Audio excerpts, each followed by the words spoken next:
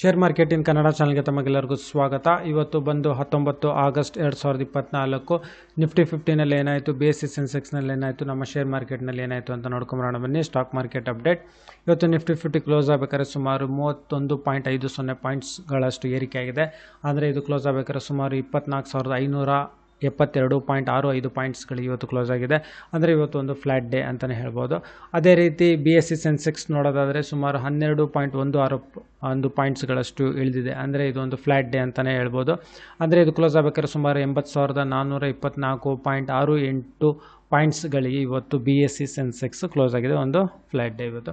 ಅದೇ ರೀತಿ ನಿಫ್ಟಿ 50ನಲ್ಲಿ ಯಾವೆಲ್ಲ ಶೇರ್ಸ್ಗಳಲ್ಲಿ ಅತಿ ಹೆಚ್ಚು ಗೇನ್ ಆಗಿರೋದು, ಟಾಪ್ ಗೇನರ್ಸ್ ಆಫ್ ನಿಫ್ಟಿ 50 ಅಂತ ನೋಡೋದಾದರೆ ಹಿಂಡಾಲ್ಕೋ ಇಂಡಸ್ಟ್ರೀಸ್ ಶೇರ್ಸ್ಗಳು, Bharat Petroleum, Shriram Finance Limited, Tata Steel, LTI Mindtree Limited, Coal India, Doctor's Reddy's Laboratories ಶೇರ್ಸ್ಗಳಲ್ಲಿ ಏರಿಕೆಯಾಗಿದೆ.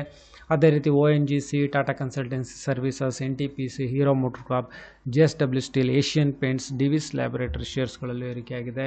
ಹಾಗೆ Reliance Industries, Wipro, HCL Technologies, Tech Mahindra, Titan, Apollo Hospitals, Power Grid ಈ ಶೇರ್ಸ್ಗಳಲ್ಲಿ ಇವತ್ತು ಏರಿಕೆ ಕಂಡಿದೆ.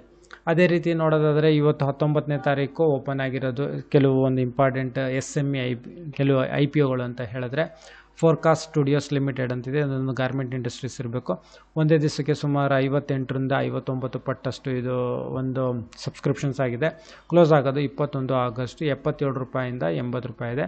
ಅದೇ ರೀತಿ ಇನ್ನೂ ಒಂದಿದೆ ಬ್ರೇಸ್ ಸ್ಪೋರ್ಟ್ಸ್ ಲಾಜಿಸ್ಟಿಕ್ಸ್ ಲಿಮಿಟೆಡ್ ಅಂತ. ಇದು ಒಂದು ಲಾಜಿಸ್ಟಿಕ್ಸ್ ಕಂಪ್ನಿ, ಅಂದರೆ ಟ್ರಾನ್ಸ್ಪೋರ್ಟೇಷನ್ಸ್ ಟ್ರಾವೆಲ್ಸ್ ಅಂತಾರಲ್ಲ ಆ ರಿಲೇಟೆಡ್ ಲಾಜಿಸ್ಟಿಕ್ಸ್ ಕಂಪ್ನಿ. ಇದು ಓಷನ್ ಲಾಜಿಸ್ಟಿಕ್ಸ್ನಲ್ಲಿ ಡೀಲ್ ಮಾಡುತ್ತೆ.